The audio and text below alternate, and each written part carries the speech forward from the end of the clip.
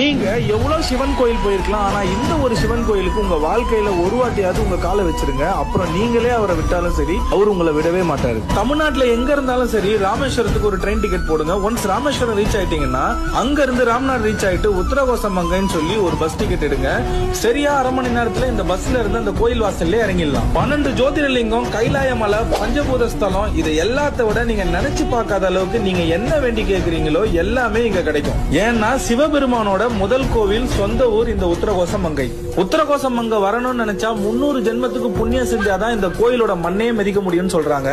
அது மட்டும் இல்லாம சிவன் இங்க வரவங்களுக்கு ரகசியமா உபதேசம் சொல்றதாவும், ரகசியமா காட்சி தரதாவும், ரகசியமா தாண்டவம் ஆடுறதாவும், ரகசியமா தன்னை தேடி வர எல்லாரையும் இங்க பாக்குறதா இங்க வர நிறைய பேர் சொல்றாங்க, நம்புறாங்க.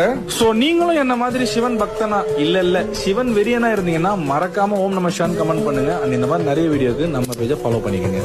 நீங்க எவ்வளவு சிவன் கோயில் போயிருக்கலாம், ஆனா இந்த ஒரு சிவன் கோயிலுக்கு உங்க வாழ்க்கையில ஒரு வாட்டியாவது உங்க காலை வச்சிருங்க. அப்புறம் நீங்களே அவரை விட்டாலும் சரி, அவர் உங்களை விடவே மாட்டாரு. தமிழ்நாட்டுல எங்க இருந்தாலும் சரி, ராமேஸ்வரத்துக்கு ஒரு ட்ரெயின் டிக்கெட் போடுங்க. ஒன்ஸ் ராமேஸ்வரம் ரீச் ஆயிட்டீங்கன்னா அங்க இருந்து ராம்நாட் ரீச் ஆயிட்டு உத்தரகோசமங்கைன்னு சொல்லி ஒரு பஸ் டிக்கெட் எடுங்க.